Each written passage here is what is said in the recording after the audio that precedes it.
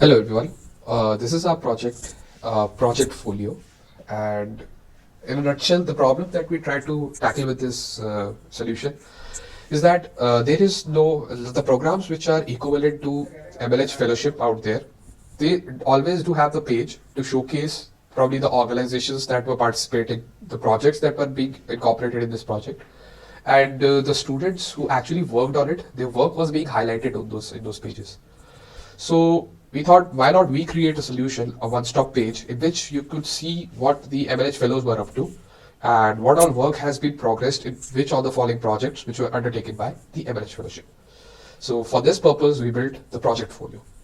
So as you can see, project folio basically is hosts up all the statistics that we generated from the GitHub.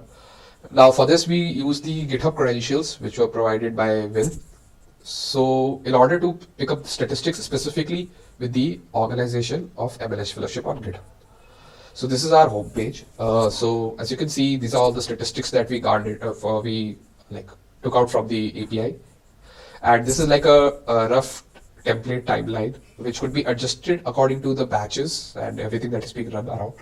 And these are some of the random open source organizations that we could clearly highlight on our homepage. And yeah, so the next and probably the most important thing that comes up is projects. So these are all the projects. So this is basically taking up the fork. It is basically listing up the project forks that are present there on the MLH fellowship. And then it traverses back one step behind and picks out the data from all the original repositories whose forks are present there in the MLH fellowship. Now, I really wanted to highlight one of the very important tasks that we undertook with this is that uh, you are actually rate limited by the usage of GitHub API, and we never wanted to exhaust the rate. So what we did was we took up a thing known as Celery. We set up our own event listener independent to the server. All it does is it takes up an hour or so. And so after every hour or 2 hour, it fetches up the latest information from the repository, and it basically listens for the changes. So if there are any new updations or deletions, it basically pushes up into the backend, and then that independent backend is being served over here on the website. So this particular page, as I said earlier, hosts all the projects that are there on the fellowship organization. And as soon as I click on any of the projects, it loads up the project's icon, the description, the mentor of the projects, and the mentee of the projects. Along with, and this is like the most important thing, is the pull requests associated. So in this case, what we did was we took up the original pull requests that were present on the this project's GitHub repo. We filtered it out according to the requests that were coming from the fork of MLH Fellowship. Hence, we come up with a list of the pull requests that the fellows made.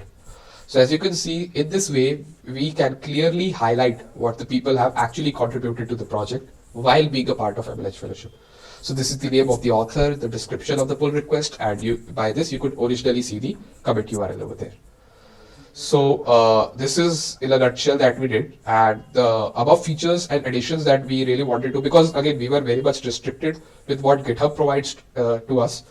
So the next in the near future, and I really strongly feel that this project or project of this sort should be there on the main website, so we could clearly showcase the work the fellows have been doing so far to the world, and this will also help the future fellows to get an idea of what the level of work that has been done, and probably can ask the previous mentors or the previous mentees, the alumni of the batches, to help them out in a particular project if he or she has been assigned to the same project. So what we'll be doing is, in order to make this more personalized, we'll be sending up a mentors and a mentee form, which will populate the data back over here. So the mentees will have to sign in there using their GitHub API, GitHub ID, and only those people would be allowed further to sign up who are actually part of the MLH fellowship. So no other person can do that.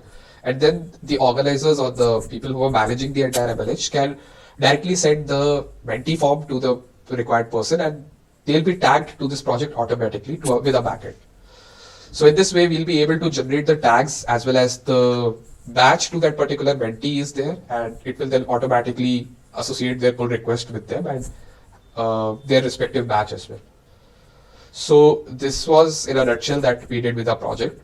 And the technological stack is we are using React in the front end with the Tailwind UI as our theming material. In the backend, we are using Django. With the DB, we are using Postgres. And for the API handling and data fetching, we are using Celery, which is like an independent async await platform. And for that storage, we are using Redis. So the flow is similar that Celery, after every 2 hours, fetches it up, stores it in Redis. Redis sends a request to the backend, then backend listens to up and try to compare. If there are any amendments, whether it be, it basically can be create, read, update, deletion, anything. It makes the changes to the backend.